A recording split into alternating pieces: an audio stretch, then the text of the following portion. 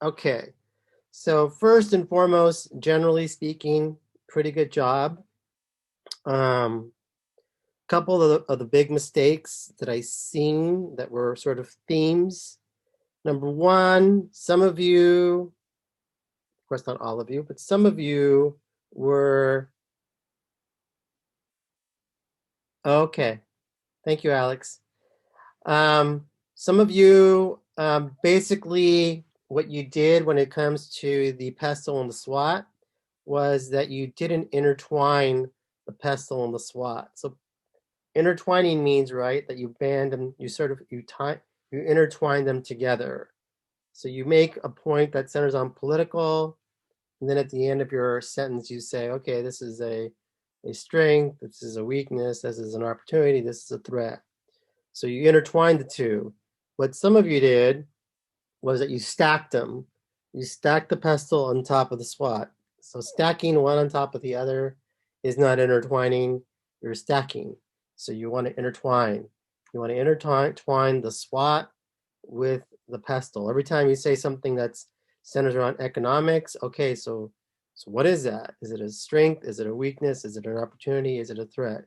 You need to intertwine them.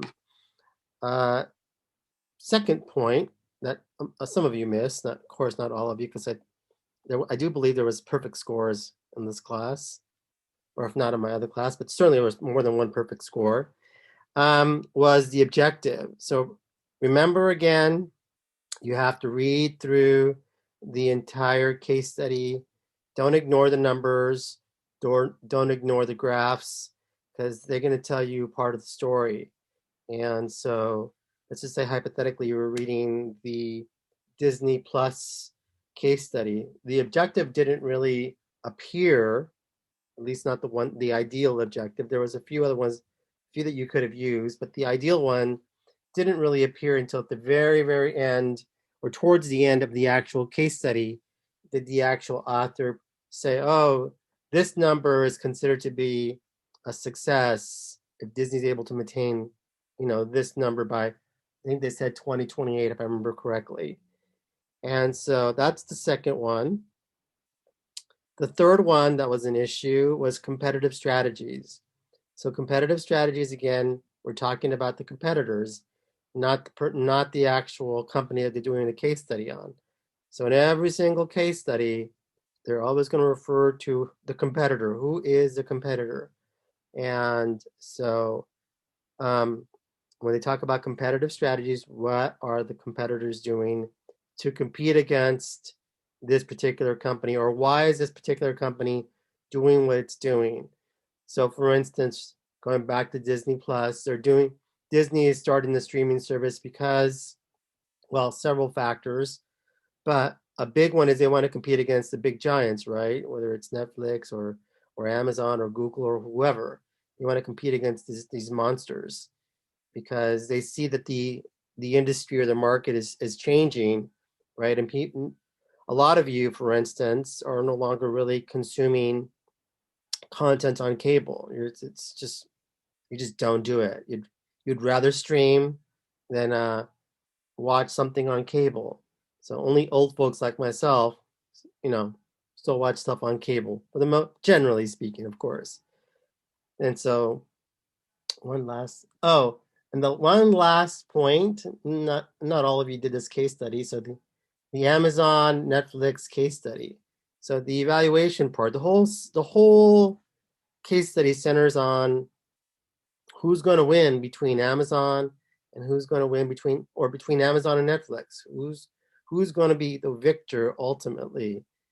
And so a lot of you in your evaluation didn't tell me, okay, I think Amazon's going to win because of A, B, C, and D, or Netflix is going to win because of A, B, C, and D. You just wrote an evaluation, but you didn't tell me like, okay, so who's going to win? Because that's the whole point of the case study is who they thought or presented a question, right, of who's going to win. Based on what they were saying, this suggests that um, Amazon is probably going to win. Although I don't know. Who knows? They might be right. It's just a hypothesis. So, any questions?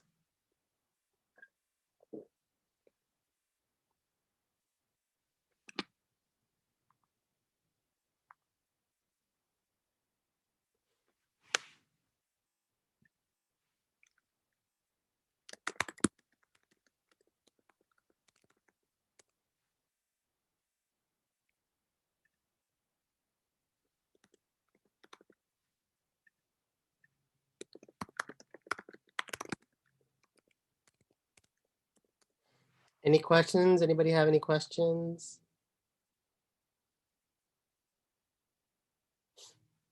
So now you know, essentially, those of you who did a good job, you know, keep doing the same formula again, because you know the rest of the case studies are going to be, well, not identical, but if you got the formula down the first time, it's not going to be different really. So those of you who did a good job, congratulations, awesome work, keep it up. And what else was I going to say? Something else. Oh, I sent everybody an email regarding extra credit. So I think the extra credit panel or speaker is going to be on Wednesday. Sorry for the short notice. They just let me know. I don't know anything what's going on with ETC unless they tell me. So as soon as they tell me, I tell you. So please, that's your first opportunity for extra credit. I say take advantage of it. And one last thing, I don't know how many of you are going to graduate, but certainly take advantage of scholarships. I used to be the chair of the scholarship committee um, more than once, and so you'd be shocked how often, you know, we end up giving somebody the scholarship because they're like one of two, or one of three, or one of four, and we're just kind of like, well, okay. I mean, this person isn't really qualified because they don't meet all the criteria, but we have to give the scholarship to somebody. So this person applied, and so why not pick this person? So I guess what I'm trying to tell you is I know a lot of you are working too many hours, taking too many classes, but you know, there's not many things out there that pay you $250 per hour. So let's say you get $1,000 scholarship and you spend a few hours working on the application. There's not many things out there that pay you a couple $100 in return for an hour's work. So take that in mind when you're like when you think to yourself, oh, I don't have time. None of us have a lot of time, but again, there's an incentive. The incentive being that you might win a scholarship. You never know unless you try.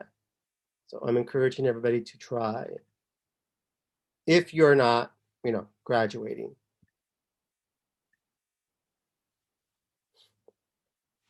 Thank you, Emily. No, actually ETC is able to monitor who attends. They so they can track who actually attends and for how long. So you don't need to send me any screenshot or anything like that. ETC typically sends me a printout of everyone who attended.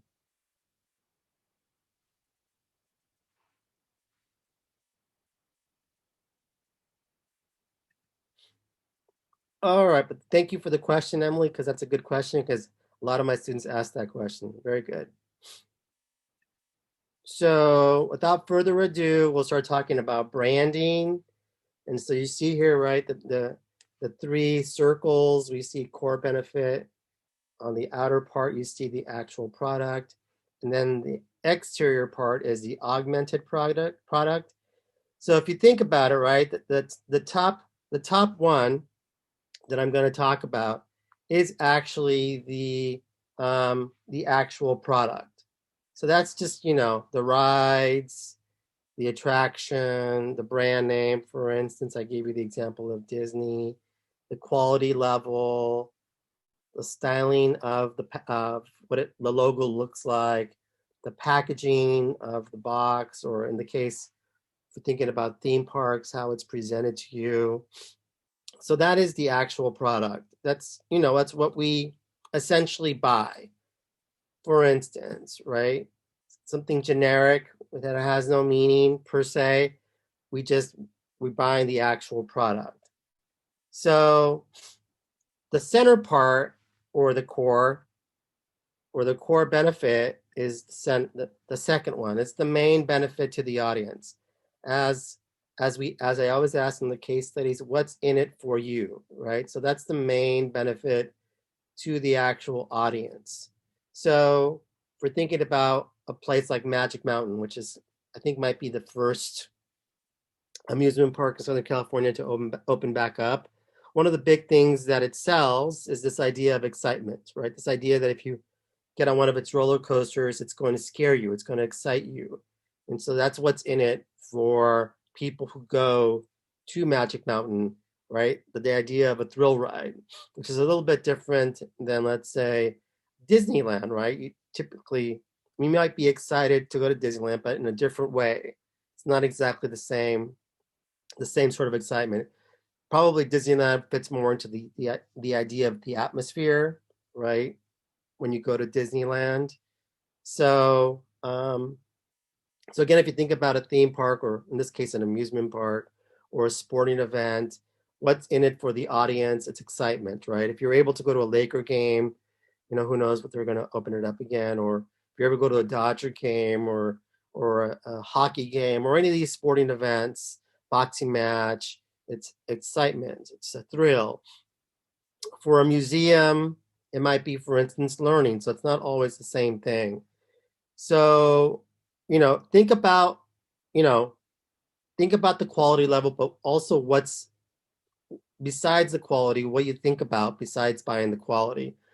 When you think about the brand name, what else are you buying besides the brand name, right? So for instance, when you buy a pair of shoes, let's say Nike brand, you're just not buying a pair of Nikes. You're thinking to yourself, well, if I wear these pair of Nikes, it's going to make me a better athlete, right? Or if I just go to Disney, if I'm not just going to Disney, I'm going to the happiest place on earth, right? Or whatever they call it. Think about Disneyland just in terms of how it's packaged. It's this immaculate place, this beautiful place, this idyllic place, right? It's again. So think about what's in it for the audience, and it's above and beyond, you know, you just buying the brand. It's what else is associated when you buy the brand. What else do you think about when you buy that brand? Hopefully that makes sense. And that's the core benefit. And the augmented, which is the exterior out here, right? The exterior or the augmented is the additional stuff, right? And this is where customer service plays a critical role in this part. So other things that think about when you think about augmented, and when it comes to, let's say, travel or tourism, the weather, right? So you need to consider the weather. You need to consider, do they offer guided tours?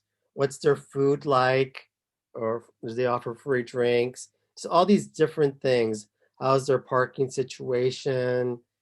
And so it's the other things beyond just what's in it for me and beyond what's in it for the core product. This is what sets the product apart from its competitors, is these other things besides what's in it for me. It's just these other things that oftentimes you can't place any monetary value on per se, but it's these extra perks that hook people. Questions? So for instance, right, if you think about the world of travel, I don't know how many of you have traveled a lot, but I've been blessed enough to travel a lot. And one of the things that I have to say is New Zealand was really good in terms of customer service, but the United States, and people complain about this, the United States, we get spoiled by the customer service that's given to us in the United States. We don't really realize how lucky we are. There's this culture of service here that sets us apart from other places when you travel, especially when you travel. You really see it just in terms of like how they treat tourists. It's different here than in the U.S. It's different here in the U.S. than in other places that you might travel to. The customer service here is a little bit better than most places.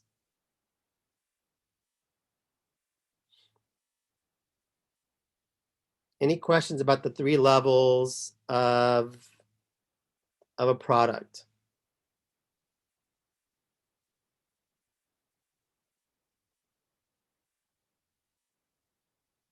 All right, so what exactly is the definition of a brand? So basically, it's a name or a term or a symbol or a design or a combination of them.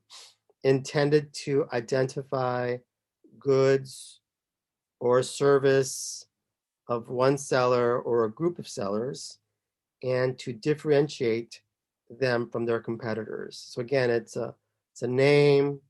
Again, it's Nike, it's the Dodgers, it's the Lakers.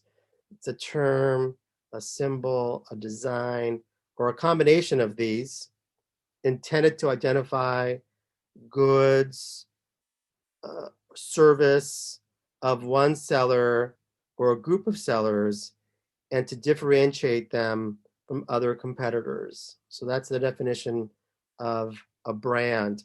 And the end result for the organization is that they want to be able to attract their target audience repeatedly. So you always want your target audience to be essentially coming back and buying your shoes or going to your theme park repeatedly over and over and over and over again.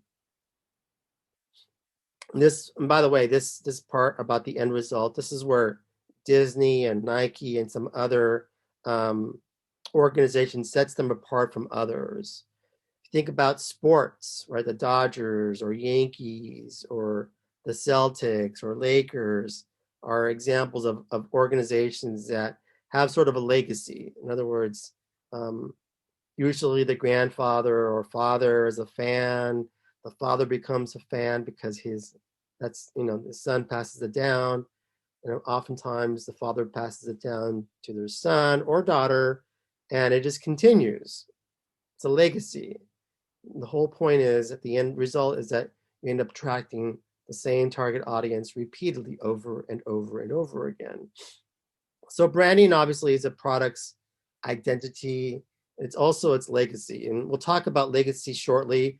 Really what I'm referring to when I talk about legacy is essentially the equity that it's built up. Like how much equity or goodwill has this brand built up? And that's important because people, there's always, think about sports, right? You always have bad seasons. Brands make mistakes. And so the more equity that brands have, the more likely it is that you're going to give them a pass on their mistakes because they have this legacy, right? You're not going to cancel them very easily because they made this mistake. So strong branding gives a product a personality, an image, a single voice for the brand, which again enables it to stand out from its competitors. And reliability is immensely critical. Trust and goodwill all plays a role in this. This is why, again, when your brand makes a mistake, you're not going to cancel them. You're not going to just get rid of them if they make a mistake because they've built up goodwill and you have trust in them and you feel like eventually, yes, they made a mistake, you trust they're going to actually resolve that mistake, right? And move forward. So for example, and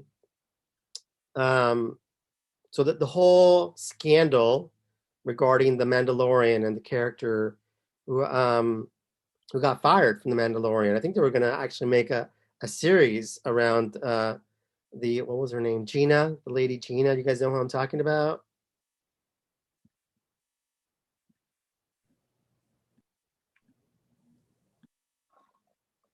Yeah, exactly. And were they going to make a series around her character?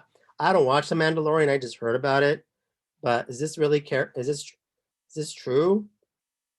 Okay, yeah, Gina. Yeah, she was a mixed martial artist, a mixed martial arts fighter. And I don't know. I know that she said something that centered around Jewish people and comparing conservatives to Jewish people in Nazi Germany, something like that. And but I think there was a series of tweets that she did that got her into trouble, and I think they warned her. I'm not really 100% sure how it played out, um, but the point being is that Disney felt that her tweets or her action was hurting the brand of Disney, and so therefore they decided to fire her, right?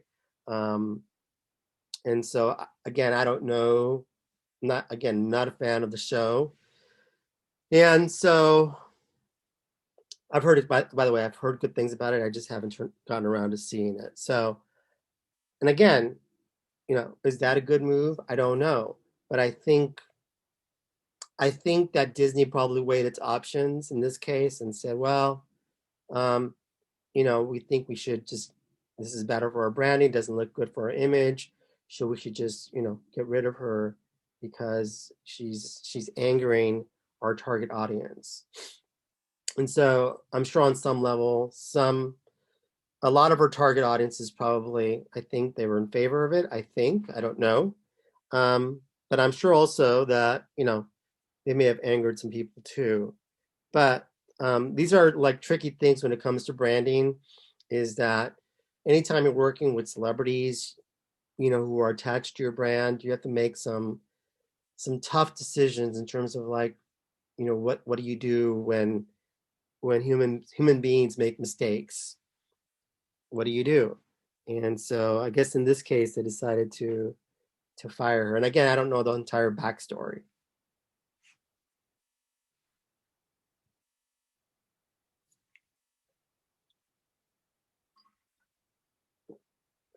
Oh, really? Interesting. Ben Shapiro, interesting guy. He's a very smart guy, actually. Interesting. I didn't know that. I know she appeared on Ben Shapiro's show. I didn't watch the podcast, so I don't know exactly what was said, but I know that she appeared on Shapiro's show. I only listen to Joe Rogan because that's all I have time, honestly. It's hard being a parent and teaching at the same time. I don't have time for much, but I do listen to Joe Rogan occasionally. So anyways, a disadvantage, of course, of branding is that often need expensive advertising to maintain, although there's some exceptions to this rule, right? So if you think about Disney, Disney doesn't, I mean, they do some advertising, but they don't spend a ton of money on advertising. Their brand is already so strong, but they don't spend a lot of time doing ads. If you think about the Dodgers do a little bit of advertising, but truth be told, the Dodgers, the Dodgers, the Dodger management knows that when Dodger Stadium opens up again, whenever that happens, maybe over the summer or maybe next year, that stadium's going to be full. There's going to be every day, you know, at least 40,000 people going to go watch the Dodgers play. The Dodgers have this, a very strong brand in Los Angeles. Sorry, Angel fans. I know you dislike them. But same thing with the Lakers. The Lakers don't spend a lot of money on advertising. My friend who used to work for the Clippers, she doesn't work for the Clippers anymore, but she used to say that, the Clippers spend way more money on advertising and the Lakers spend hardly nothing. They don't spend anything. The reason being is because, again, the Lakers sell out regardless. They could be terrible and still sell out. Unlike the Clippers don't have the legacy, don't have the equity, and so therefore they need to spend money on reminding people that they're actually in the market, even though we know they're in the market. So another challenge, of course, when it comes to branding, this is something that Disney's had to struggle with as it's moved overseas to other parts of the world. So this idea of having a standardized experience is, when a Disney first initially went overseas, they tried to essentially just place Disney culture in a different country, and Disney sort of learned its lesson since some mistakes, like in France, for instance.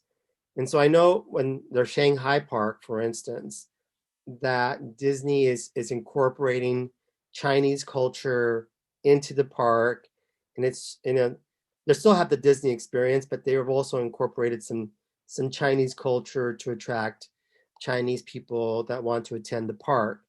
And so essentially, right, Disney is essentially customizing its park to meet the needs of that local market, whatever that local market is. They're just not trying to say, oh, it's Disney and it's going to work. No, they've over the years, they've become more nuanced when it comes to opening parks in other parts of the world. And I think that's going to serve them well moving forward as they become more culturally sensitive to the new markets they're moving to.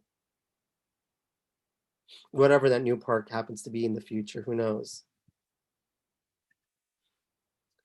So, and so think about these images right here.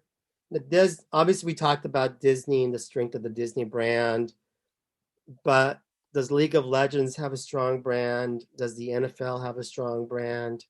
Does Netflix have a strong brand?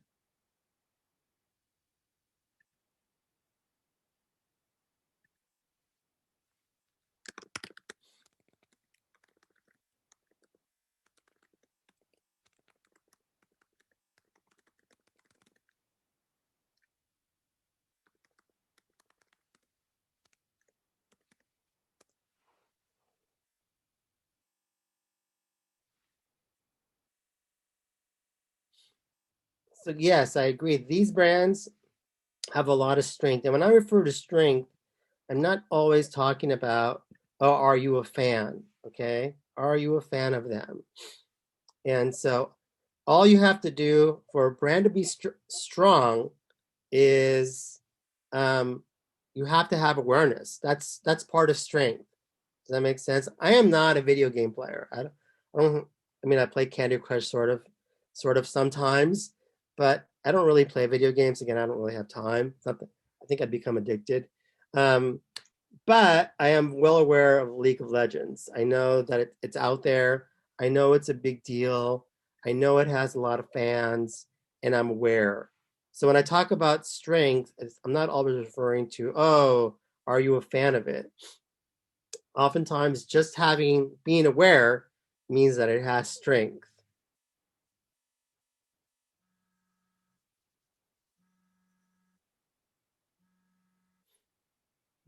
So brand equity. So brand equity essentially means a company or product's reputation in the marketplace. So a company or product's reputation in the marketplace. Does it have a good reputation, mediocre reputation, or poor reputation? So, and again, obviously, the more positive the reputation is, the more equity it has. And again, this is immensely important because you want to build up as much goodwill as possible, again, for those moments where you make mistakes. Every brand that I can think of makes mistakes. And the reason they're able to overcome them oftentimes is because they have a lot of equity, they have a lot of goodwill, and people will forgive them over time. So, does anybody have any questions? So, what are the three important parts that help build brand equity? Number one, right, going back to my point, is brand awareness. Are consumers familiar with the brand? That's brand awareness. That's part of brand equity. Again, I'm not saying you have to be a fan of the brand. I'm just saying you have to be aware of the brand. The second part, this applies more to the users of the brand. From experience, does it bring positive results? So from experience, do you know that it brings positive results from the user? That's part of it. The other part is that you may have heard it brings positive results. So one is you know that it brings positive results. Other part is that you've heard that it brings positive results. This is part of brand image. So again, part one, brand awareness, being familiar with it. Number two is brand image, meaning that, again, from your experience, it brings positive results, or you've heard it brings positive results. Number two is brand image. And number three, third part of brand equity, is brand association. Brand association, which means what's your perception of this particular brand? What's your perception of its qualities, right? And so, as I said here, two kinds of brand knowledge is brand awareness, being familiar, or brand image impression, real or not. So think about it, right? The idea of brand image, sometimes, do we really know we're buying the best product? It's just our impression of it. We've been told this is the best and we believe it, right? It might be real that it really is better, but sometimes or oftentimes it may not be better. We just think it might be better. And so that's the whole charm, I guess, if you're building a brand, is that you can make people believe anything, just about. So brand equity can be enhanced by the use of logos, going back to talking about trademarks. It can be enhanced by the way something is designed. If you think about, a console, the way it's presented in a box, or a toy. If you think about Disneyland again, or Universal Studios, it's very attractive entrances. The attractiveness of merchandising materials. Again, Disney does a really good job with its merchandising. And other partners, right? Tour operators, if you ever go on vacation. So let's just say that you take a cruise. The tour operators play a significant role in how you perceive how fun or not fun your tour was, or when you vacation somewhere. If they utilize good tour operators, it's going to reflect well on that particular country or poorly on that particular country. Ticketing companies also play an important role in selling a product, right? How easy is it to get those tickets, or how difficult is it? How was their customer service? If their customer service was poor, it actually reflects poorly on the venue, right? Who may not have anything to do with the ticketing, but you blame it on them anyways, which leads to the drawback. So sometimes a brand is so strong, right? It just overwhelms an entire category. And that's what they refer to as an unintended consequence. So for instance, you buy a Coke, it may not be a real Coke, it might be just a knockoff Coke, or heck, it might even be a Pepsi for all we know. But it ends up being flat, you end up blaming Coke for it. Or if you are looking for a tissue and you ask them for a Kleenex, it may not give you a Kleenex, it might just give you a regular generic tissue, and it may not do a good job of cleaning up whatever needs to clean up, but you blame it on Kleenex anyways. And so that's a problem. Sometimes the brand overwhelms the entire category, and you end up blaming the brand when it's not even their product, but you blame them anyways. By the way, this is a good problem to have. What I just told you, it's not a terrible thing to have such a strong brand where you overwhelm an entire category. It's just a minor drawback. So think about how merchandising helps to build a film brand's equity. So think about some of these examples.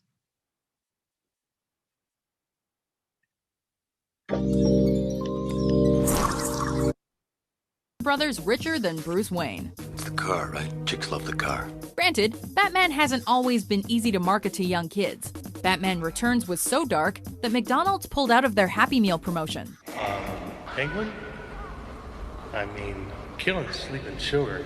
Isn't that a little,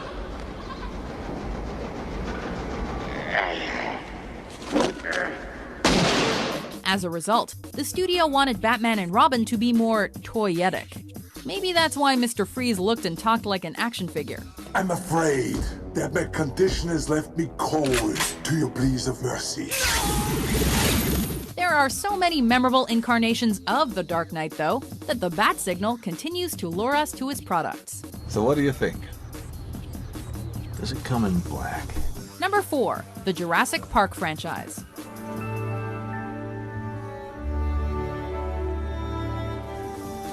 After Steven Spielberg cooked up the most realistic dinosaurs audiences had ever seen in Jurassic Park, no child's toy chest was complete without a velociraptor. Even if some of the sequels weren't so hot. Ah, that's how it always starts. But then later there's running and screaming. Kids still ordered their parents to buy the merchandise. We can charge anything we want, $2,000 a day, $10,000 a day, and people will pay it. And then there's the merchandise. Why? Because dinosaurs might have gone extinct, but their appeal never will. Even decades after the initial blockbuster, Jurassic World had us lining up at the box office and the toy stores. We're gonna make a fortune with this place. Now, if you'll excuse us, we're gonna go make our T-Rex and Indominus Rex action figures fight each other. Probably not a good idea.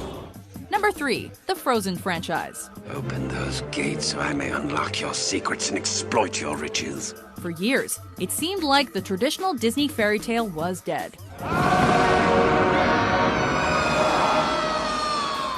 Frozen proved, however, that Disney's signature magic is alive and well in the hearts of children. Aside from becoming the highest-grossing animated film of all time, Frozen just keeps raking in the big bucks with Olaf dolls. I heard carrots are good for your eyes, but I think they're much better for your nose. Elsa and Anna dresses. How about boots? Winter boots and dresses? And of course, that infectious soundtrack. Let it go, let it go. I am one with the wind and sky. Some parents may now be sick of Frozen fever bleeding their wallets dry. But since your parents bought you all that Little Mermaid and Lion King merchandise when you were young, though, Well, forgive me for not leaping for joy. chances are you'll have a hard time telling your child no, especially since a Frozen sequel was announced in March 2015. This is amazing! Number 2, the Marvel Cinematic Universe. Rhodey, I'm working on something big. Marvel has been part of our popular culture for years, inspiring plenty of merchandise. I hear you're, kind of attached. It's handier than you might think. With the Marvel Cinematic Universe launching these superheroes into another league of popularity, though, we've gotten several waves of new action figures courtesy of Hasbro and designer Dave Vonner. Taking out the villains with repulsive blast. The high-tech heroes always changing the plan. Besides giving us detailed action figures and bobbleheads, Marvel merchandise has exploded in recent years with t-shirts, backpacks, and of course, costumes. But you're keeping the outfit, right? You know what? It's kind of growing on me. The universe offers a wide variety of characters, making the marketing possibilities endless. So is this how you normally look? More or less. It's a good look. You're never too old to collect every piece of Marvel memorabilia, although you may not be rich enough. I know guys with none of that worth 10 of you. Before we unveil our number 1 pick, here are some honorable mentions. My old sword, Sting. Here, take it, take it.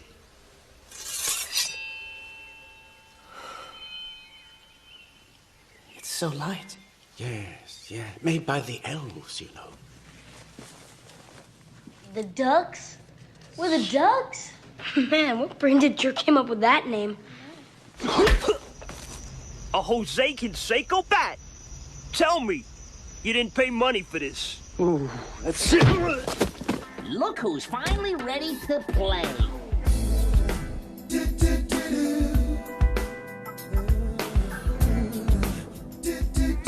Let's see if I remember how to do this. With the exception of Dr. Strom, our entire staff certifies the product ready for human testing. Number 1, the Star Wars franchise.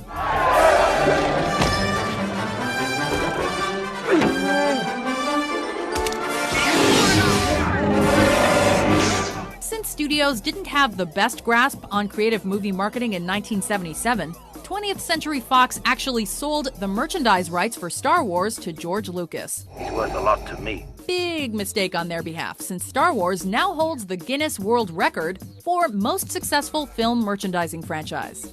Star Wars just keeps enduring, with action figures and plastic lightsabers remaining hot ticket items. What is it? Father's lightsaber. This is the weapon of a Jedi Knight. Not as clumsy or random as a blaster. Before The Phantom Menace even came out in 1999, it already made a killing in early toy sales. It's working! It's working! Oh, and you'd better believe we all added a BB-8 droid to our Christmas list in anticipation for The Force Awakens.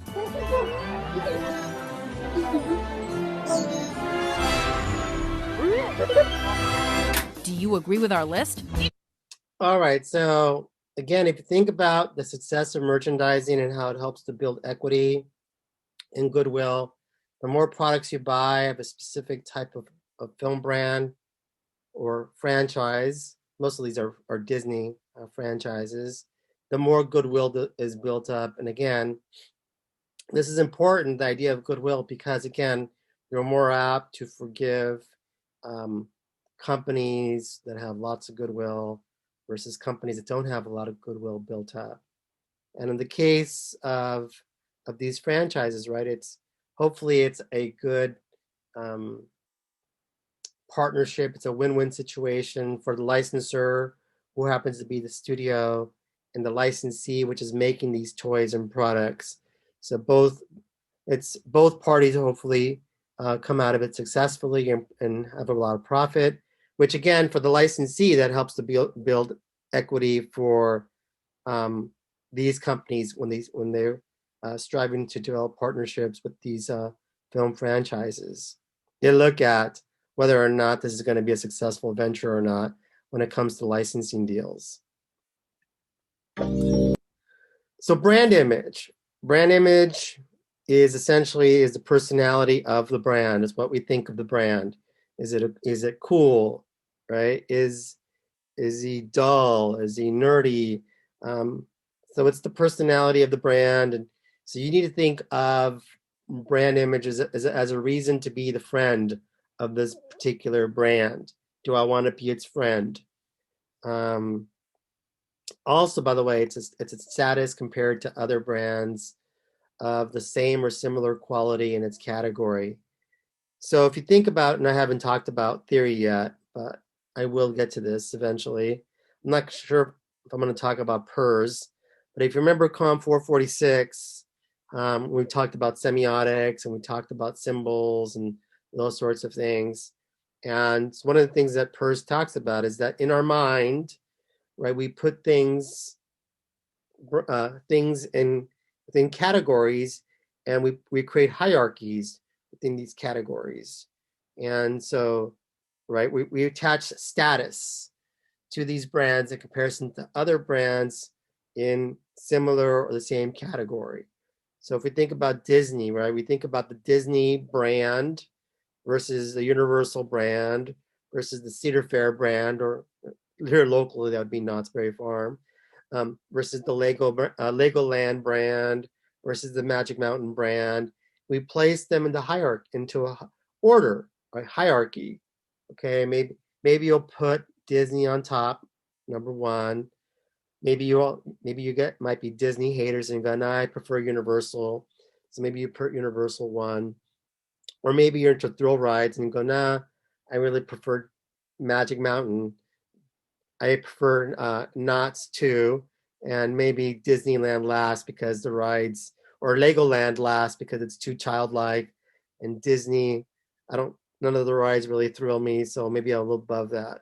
So anyways, depending on the person, you're going to place things into a hierarchy in your mind. So obviously, if you're just looking at the numbers, obviously Disney clearly is, in terms of status, just looking at the attendance, is probably number one in the minds of most people who go to amusement parks, theme parks, and Universal would be a distant second, right? If you're just thinking about attendees, and then Knott's Berry Farm and Magic Mountain will be battling it out for the next position. So the target audience has to decide whether or not it embraces the image, whether or not it wants to be your friend. This is where your target audience or target audiences is really important, because on some level, right, the target audience need to decide whether or not they want to be friends with your brand, right? They like it, or they like you, or don't like it. And so there's this element of power that the target audience has. And also what they need to decide whether or not they're going to listen to influencers that are trying to promote your brand, some spokesperson, for instance. But again, as I repeated oftentimes, is that the goal, ideally, is that you want to be able to attract your target audience repeatedly. So you want your target audience, obviously, to like you, want to be friends with you, and to attract this target audience repeatedly, because the target audience at the end of the day determines success or failure of your campaign. Again, target audience determines success or failure of your campaign. So brand image is created and maintained by what we think about the product before and after we use it, right? So again, it's about how we think about the product before and after we use it. And hopefully, right, hopefully the experience of us using that particular brand meets our expectations. And that's what I mean by maintain, right? So you have this picture, maybe you've never been to Disneyland, especially now because it's been closed since COVID, and maybe you're from overseas and never been to Disneyland. And so in your mind, you have this perception of what it's going to be like to go to Disneyland for the very first time. And so hopefully, right, that perception that you've created in your mind after you attended it, Disneyland, that very first time, it'll be maintained to make you want to come back yet again for some more Disneyland. So, and obviously Disneyland does a good job of that, because if you think about it, right, people who go to Disneyland once almost always go back again. So Disney does a really good job of meeting the expectations of folks before and after using the product. So media coverage. So media coverage can help maintain an image through use, right? So if we think about things like sponsorship deals, if we think about things like promotional tie-ins, if we think about things like product placements, those are all examples of media coverage that can help build an image or maintain it through use. Obviously, good stories that center around your media product helps to maintain or build an image. So obviously, I made the example already of Disney firing one of the characters from The Mandalorian, right? The fact that it did that and it got a lot of press coverage helps to either maintain its image, or help continue to build its image, depending on how if you feel like they did the right thing. Again, I don't know all the details of what she actually tweeted. I only know a couple of things that she tweeted. I don't know the whole thing. So the brand's personality is built around the target's wants and needs. So, and again, right, maybe Disney did the right thing by firing this particular actress. I don't know.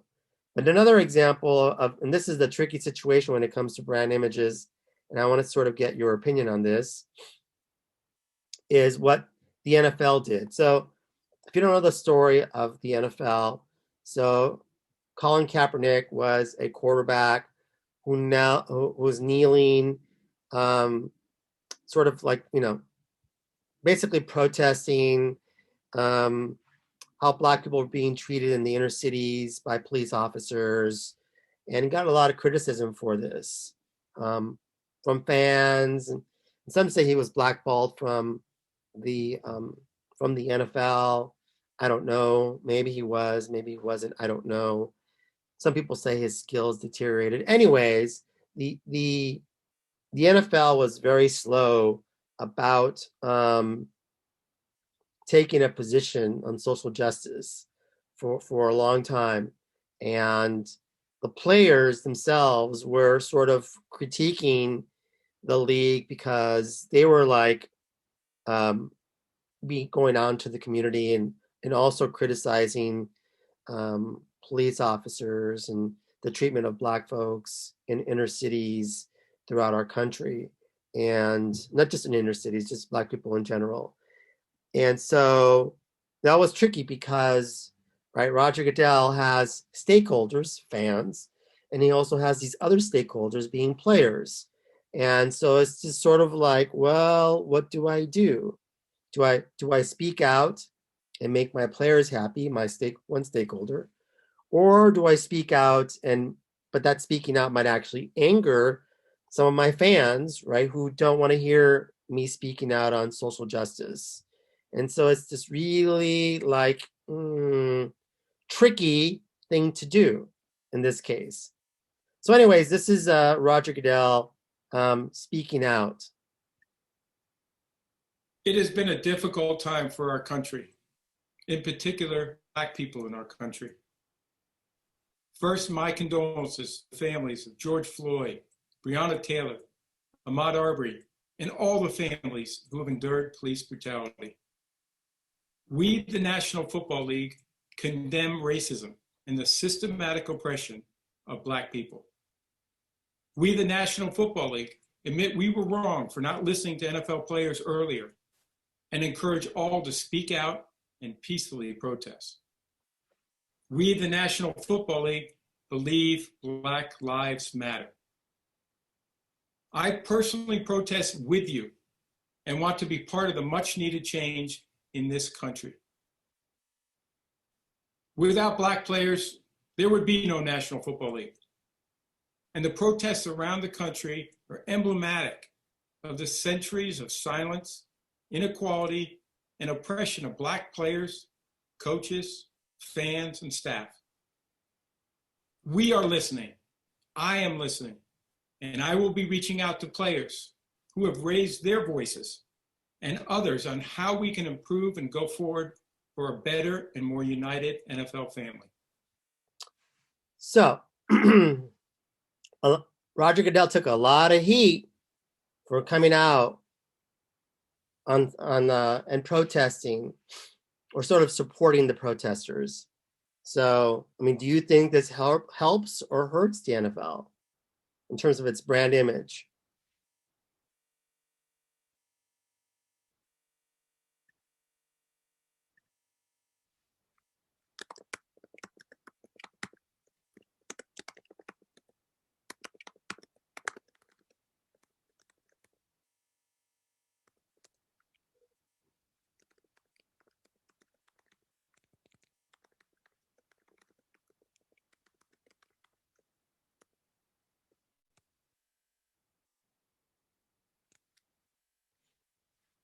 Why, Emily?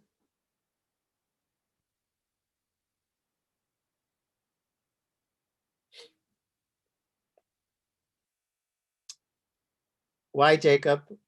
Why, Rihanna?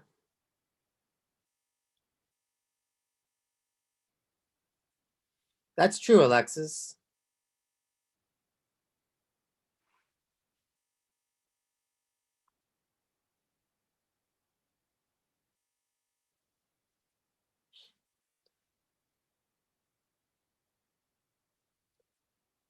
So I think, me personally, this was a tough one because I know most young people, and I'm with you, think it was probably a good idea for him to come out and support Black Lives Matter and support social justice. But again, I know there's a lot of folks out there that are NFL fans that are also conservative and are pro-police and those sorts of things. And by the way, I'm pro-police too. There's some bad cops, but there's also good cops. And so it's tricky. It's a tricky situation.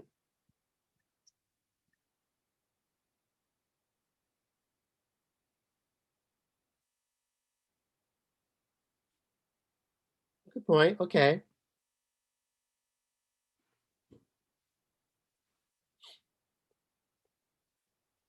So do you think moving forward, right?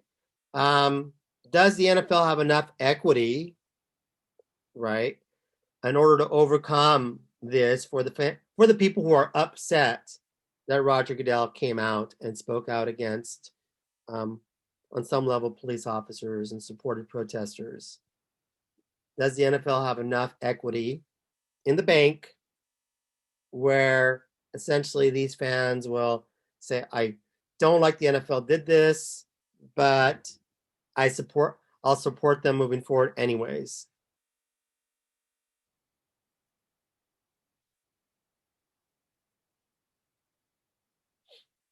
Yeah, I think Jacob, I think Sandy's right. I think Emily's, yes. And so even though I think a lot of people feel like Roger Goodell made a mistake when he came out and he said, I should have listened to the players. I should have been more involved in helping social justice and improving inner cities and all these sorts of things, which I agree with. The whole idea of helping out inner cities is needed immensely on many levels.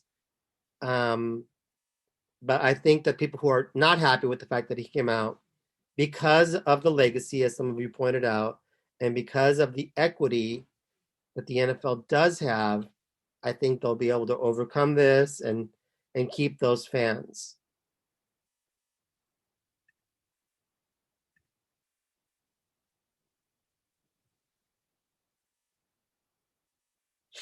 True, Hannah. Very good point. The one big difference this time, though, between previous social conflicts, at least when it comes to the NFL has, generally speaking, always been pretty quiet about taking sides in social issues. This idea of coming out and taking a stand on a social issue is pretty new. It's a pretty new thing.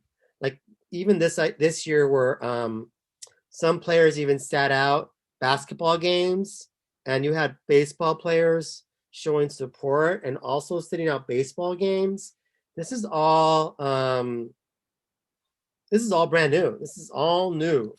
This has never really happened before, where you see a large number of athletes taking a stand and supporting some social cause. So I think this is an interesting new direction that our society's headed in.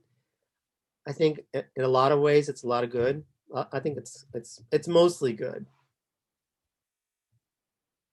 Although again, some people believe that athletes should just play and entertain and shouldn't speak out on political issues or social issues.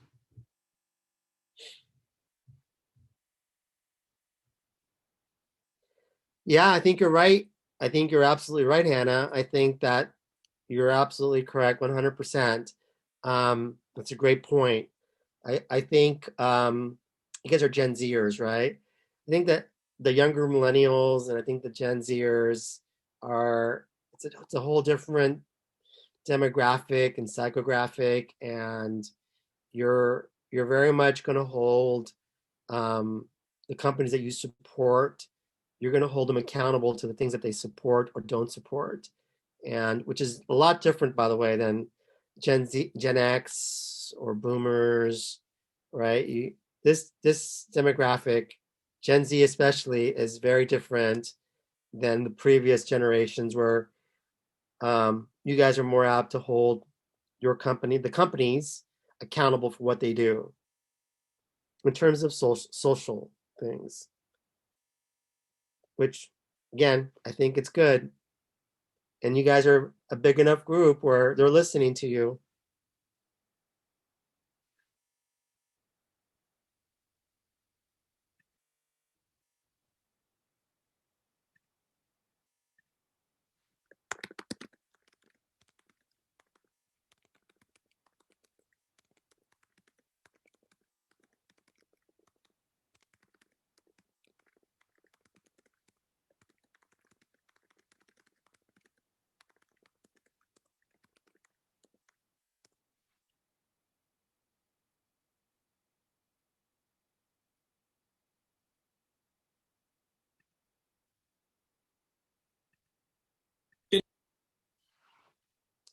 All right, so we're moving on to visual and verbal branding. So before we have brand equity or brand development or brand loyalty, you need to create a consistent brand image, right? That essentially you want to create a lot of similarities between your brand image, whatever that might be, and also your target audience's perceived image of themselves. So if you want to, let's say your image is cool, right? You're gonna try to send out that message to the target audience who you think also thinks of themselves as cool. And you want to be, and hopefully these cool folks, these cool people want to be friends with your cool brand, your cool image. And this is where visual and verbal branding is very important. And there needs to be a consistent identity. It begins with the creation of a logo. Believe it or not, that logo design is very important.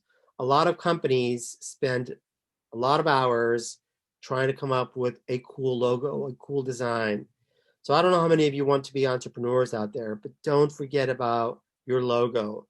Your logo should be, something that your target audience thinks is awesome, or thinks it's very cool or catchy or whatever it is that you're looking for.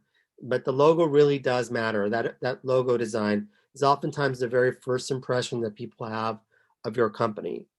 And that logo design is also very important because moving forward, that logo is going to be on all your communication efforts, right? It's going to be on your merchandising. It's going to be in your movies.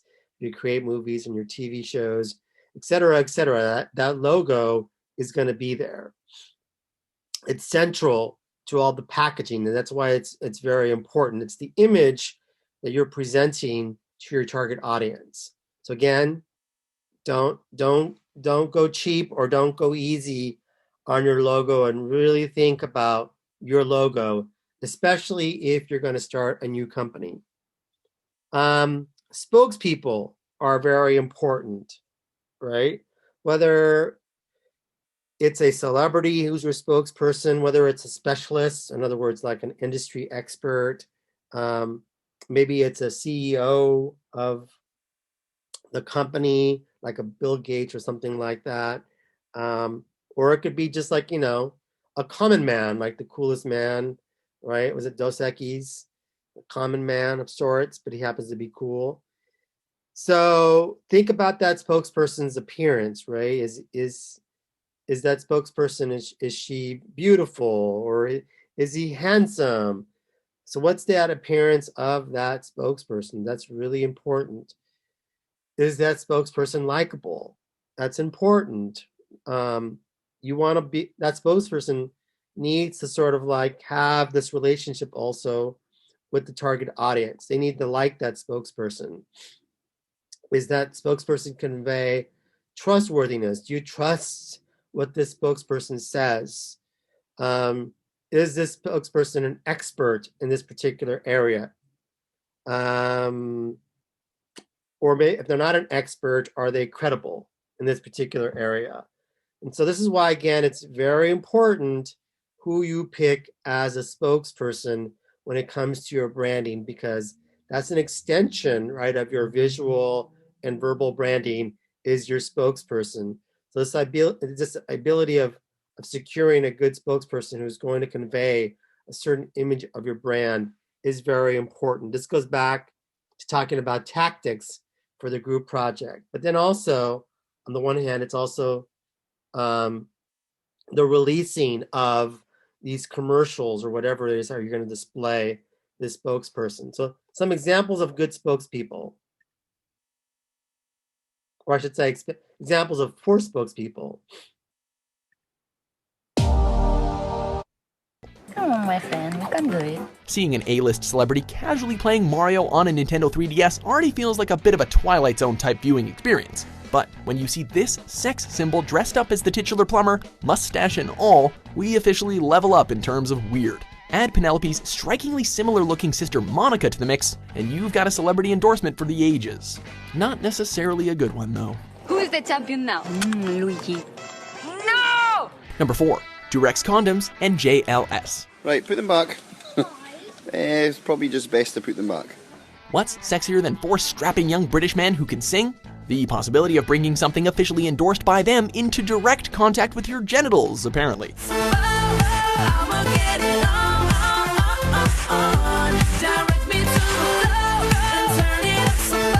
Teaming up with Durex to release a line of condoms using the initials of their band, JLS, to spell Just Love Safe. The boxes even featured a headshot of a band member. You know, just in case you'd rather stare at one of them as opposed to your actual partner during intercourse. They've been the butt end of jokes for a number of years, but we suppose we can't fault them too much for trying to promote safe sex. Okay, so you get a girl back, the only box left is not your own. Is that gonna be a bit weird? Number 3, I Can't Believe It's Not Butter, and Ozzy Osbourne. What am I doing? I'm stuck on the Weather Channel. Trying to understand the Prince of Darkness often feels like a hopeless endeavor. What is this? Where am I, man? Space Age shit. And the nightmare continues. Nightmare in Beverly Hills. Although Ozzy's onstage antics have calmed with age, he's still confusing the world with his choices, keeping us on our toes as he careens through life like a pinball. The Osbournes reality show was a hit, opening the door for Ozzy to get involved with mainstream promotional gigs like World of Warcraft and Guitar Hero. In 2006, likely inspired by the idea of domestic Ozzy as popularized by his reality show, he was chosen to star in this butter replacement commercial.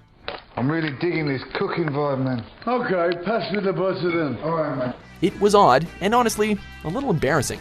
But hey, swallowing the head of a bat really isn't easy, and we're betting that this product would help it go down a bit easier. Fairy cakes! I'm the Prince of Darkness, I'm doing rock cakes. Yeah, me too, man. I can't tell the difference, can you? Number 2, Victoria's Secret and Bob Dylan.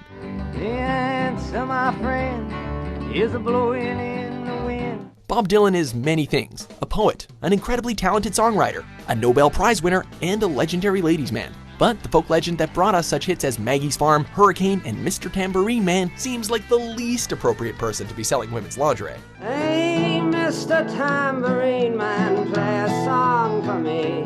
I'm not sleepy, and there is no place I'm going to. It's an undeniably odd pairing, but what makes this endorsement even stranger is Bob Dylan's reputation for being notoriously reclusive and generally shunning fame.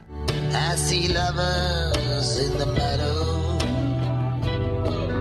This is a man who told the Nobel Prize Committee that he would not be attending the ceremony for his own award.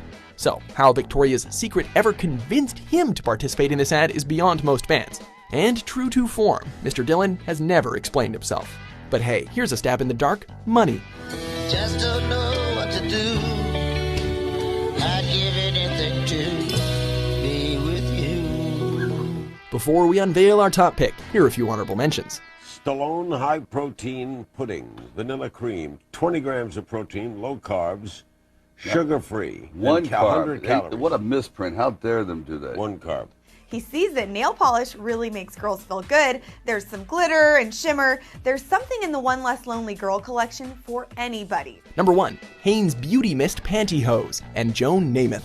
Somehow, everything looks better through Beauty Mist. Especially your leg. What's weirder, Bob Dylan and lingerie, or this NFL Hall of Famer teaming up with Hanes to hawk pantyhose? In the end, Joe took home the win, edging out his competition by actually putting the women's clothing on himself. You got to give credit where credit is due. Athletes frequently endorse apparel and footwear, but their presence is usually used to convey strength and high performance. This commercial will prove to the women of America that Beauty Mist Pantyhose can make any legs look like $1 million. In this case, however, Namath's masculinity was used to showcase the transformative power of Hanes stockings. Even his legs looked good in them. It caused quite the controversy in 1974, making many fans uncomfortable. Everything was Joe Namath, and he could handle it. But Namath should be commended for being unafraid to embrace his feminine side in a field where such a thing was unthinkable at the time. Now, I don't wear pantyhose, but if Beauty Mist can make my legs look good, imagine what they'll do for yours. Do you agree with our list? Smile better. Oh, smile better. I bet you would. So any questions on the importance of having a very good spokesperson? Whether it's a celebrity, some sort of industry specialist, some sort of CEO, the common man, right? We may not recognize, but the spokesperson is part of the package. So it's really important, the image that you're trying to convey to your target audience. You got to be really careful about selecting the right spokesperson for your products. And so maybe in your case study, they did a good job with the spokesperson, or maybe they didn't. I don't know. But remember, the target audience may not remember your product's name, but because that's oftentimes one of the last things we remember is the name. But we're going to remember the package, right? And part of the packaging is the spokesperson, what the package looked like, the color of the package. Or we'll have to remember the slogan or the logo before we actually remember the name. So this is why, again, trademarks are really important.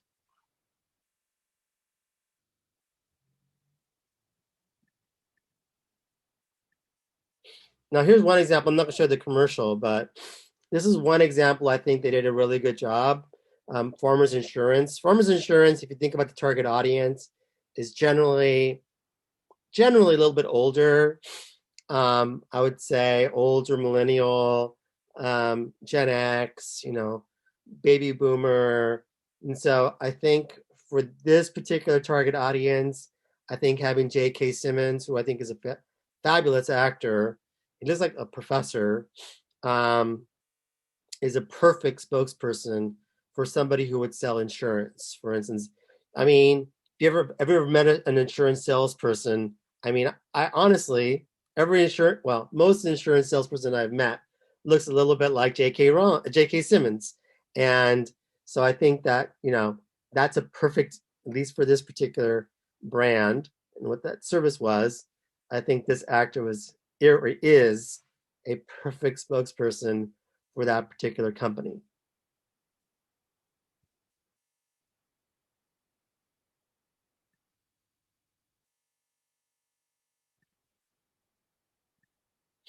All right, so new brands.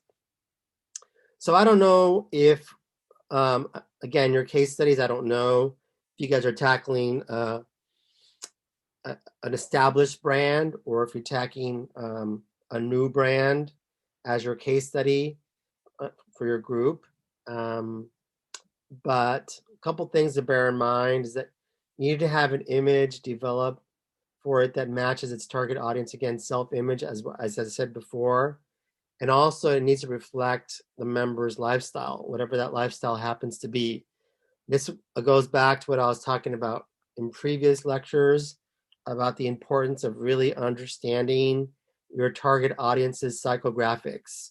So again, the lifestyle, who are these individuals that are more apt to purchase your goods and services beyond just demographics? We're talking about psychographics here.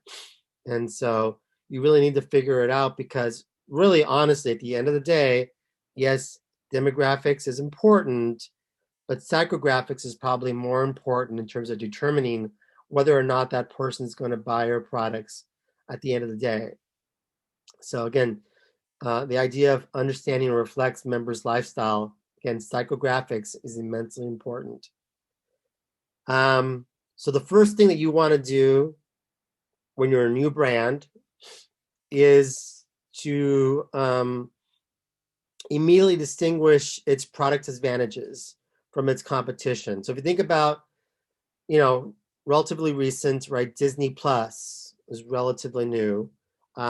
Think about how, fairly quickly it was able to distinguish itself in terms of advantages from its competitors, whether that competitor was, Netflix or Amazon. Disney did a pretty good job with its launch of distinguishing itself from its competition. So other services that are going to follow, it's going to be more difficult for them to distinguish themselves from the competition. So for instance, I don't know if you guys know this or not, but Paramount apparently is going to start their own streaming service. Does everybody hear about this? That Paramount was going to start its own streaming service? So, yeah, Paramount Plus, exactly.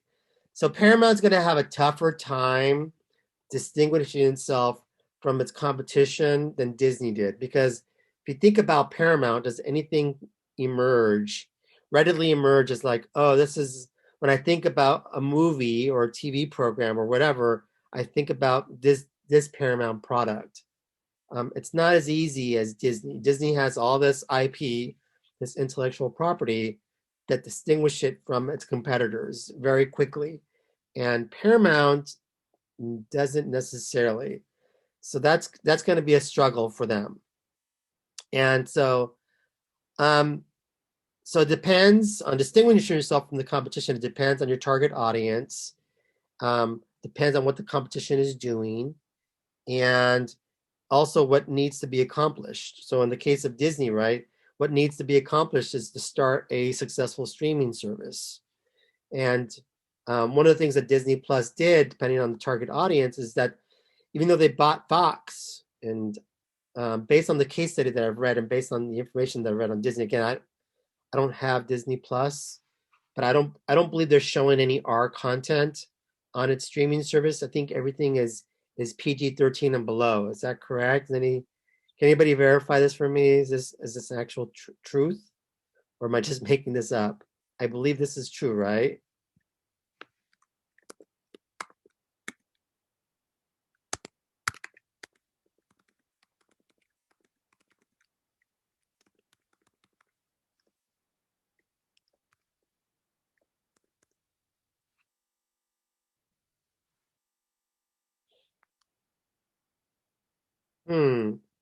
Is Wolverine an R movie? I don't remember it being an R. I think it was a PG-13. Yeah, okay. Yeah, I was gonna say I don't remember any super troubling scenes in that movie. Like, good movie, by the way.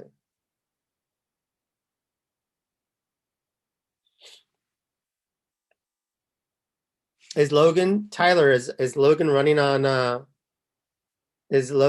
running on Disney Plus? No, I don't think so. Okay. Yeah, because one of the things they said on Disney Plus to keep their target market happy was that they were not going to stream any content above PG-13. So, in other words, if they had any R content, it was not going to stream on that service. My guess is Disney's going to start another service on top of its Disney Plus, where it's going to show its rated R content. That's what I believe, but I could be wrong. Like, it's Miramax stuff and those stuff. I think it's going to air on a different streaming service, I should say. So, what else? Advantages may be implied. So, in other words, it's not always very obvious of what those streaming services, what those advantages might be. Oh, that's a good point. Yes, you're right, Alexis. You're right. They also own Hulu. So you're right. They're gonna stream that stuff on Hulu. You're right.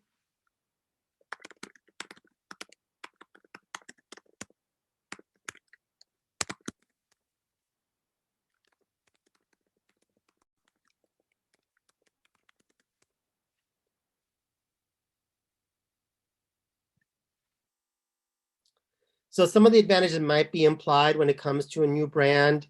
So going back to the launching of Paramount Plus, some of the advantages might be implied. And again, I'm not sure what is considered a Paramount property.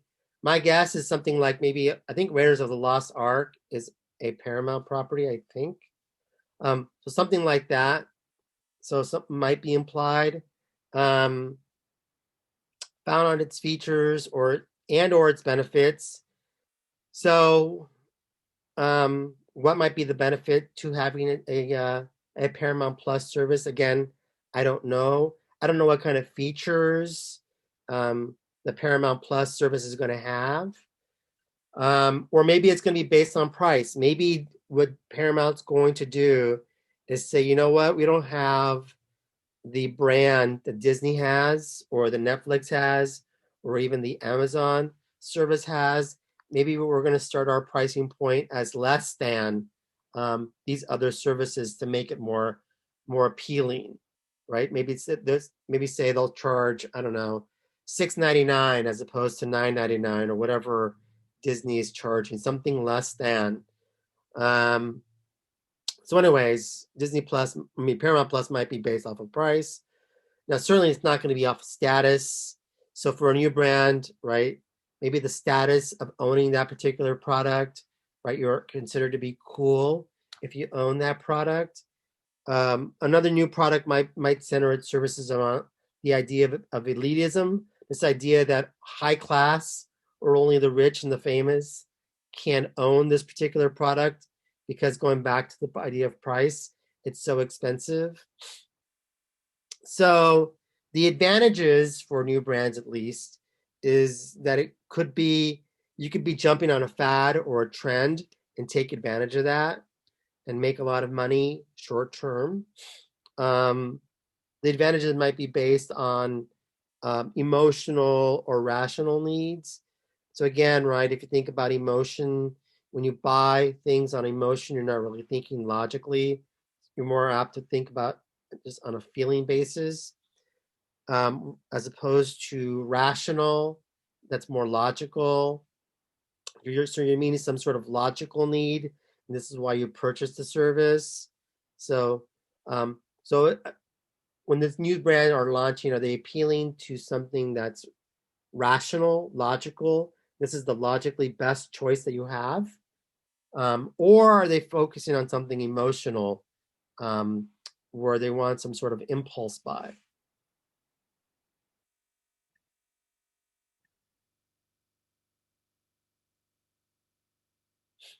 Oh, okay. So they are charging less than the other services. Doesn't Disney technically own Indiana Jones because of Lucasfilms? I'm not sure. That's a good question, Jacob. I'm not sure. I'm not sure. Was Raiders done by, was it done by Paramount? I don't know who holds the rights to that intellectual property. I'm not sure if that's a Lucas property or was it, I think it's a Paramount property. I think it's Paramount. You present a good question, Jacob. I'm not sure. Yeah, Paramount produced it. I'm not sure if Paramount still owns the rights to it.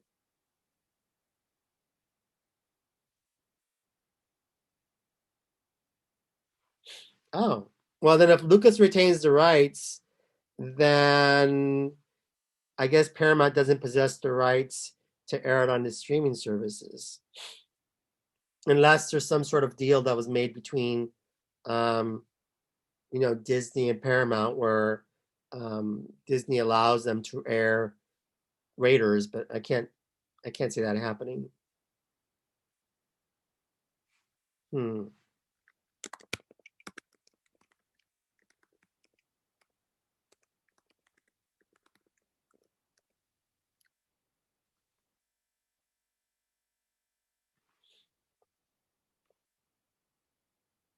Any questions regarding new brands?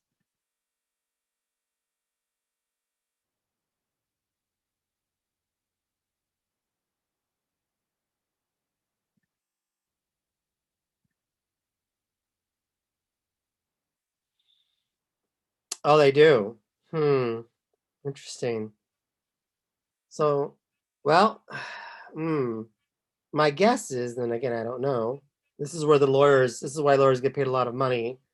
If they own the rights to it, then they should be able to air those films on its streaming service whenever they launch it, and the other films that Lucas owns, I guess Disney has the rights to those. That's a tricky one. I didn't realize that was so tricky. So anyways, mainstream and mature brands. So, and I'm guessing a lot of you are probably doing something that centers around a Disney or a Live Nation or something that's mainstream or more mature. Those usually have more information. They're easier to do, generally speaking. So communication efforts must work. So consistently maintain awareness, reminding people that you exist, unless you have, an incredibly strong brand, and then you don't have to do that so often because they just know you exist. The idea of reinforced quality and reliability, remind people of the experience. So Disney still does a little bit of this when they run their commercials. Nike does this as well. They reinforce or remind people about the quality. They also do, Nike, by the way, also does a really good job of maintaining awareness through promotional tie-ins. They also want to continue to have a relationship with target audience or target audiences. So again, think about how your brand uses media to remain relevant in the marketplace. So as an example, right, this is what Nike did. And again, Nike does a lot less advertising. They do a lot of very strategic things where they attach themselves to, let's say, like sports leagues. And so they end up sponsoring that particular sports league. So for example,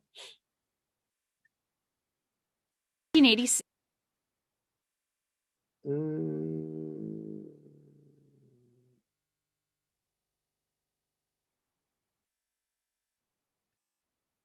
The MLB confirmed it signed a 10-year uniform and shoe deal with Nike.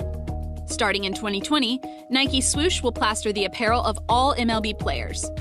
When the deal was announced, it solidified Nike's dominance in sports, as the retailer is now the uniform supplier for the 3 biggest sports leagues in the US: the MLB, the NFL, and the NBA. The NBA in 2015 signed an 8-year apparel deal with Nike, reportedly worth $1 billion. That meant Nike was taking over for Adidas, which didn't extend a prior 11-year deal with the league. With the NFL, football players will be wearing Nike's Swoosh logo through at least 2028. In 2018, Nike and the NFL extended an apparel partnership for 10 more years, meaning Nike is providing all game day gear and clothes for players on the sidelines. In soccer, though, Adidas still has a leg up. Adidas has had a relationship with Major League Soccer since the league was started in 1996. The two inked an exclusive deal, making Adidas the official outfitter of every MLS team in 2004.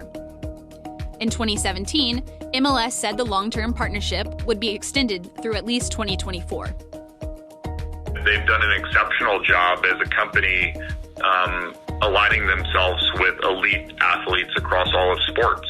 And their sports marketing team is so smart to say, hey, if we as a brand are associated with elite athletes across sports, that will make consumers know that we have a commitment to great technical product and great design. Despite facing pressure from rivals, Nike. So think about how Nike does this very well, right? As he was pointing out, this idea of attaching themselves to strategically to these athletes, these phenomenal athletes. So if you think about it, if athletes are actually using these shoes as well, it says a lot about how the way the shoes are engineered, right? Because athletes aren't just going to wear whatever. And so athletes have to be on some level on board in terms of supporting this idea of wearing Nike. And so if it's good enough for these high-level athletes to wear this brand or to use this brand, it's certainly good enough for the target audience to use this brand as well. And it's reminding us, right, of the quality and the reliability that Nike possesses.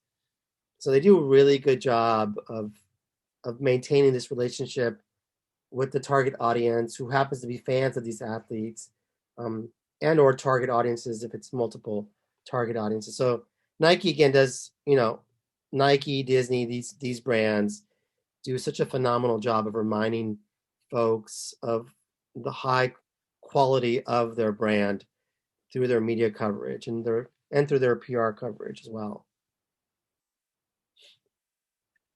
So it is 5:36.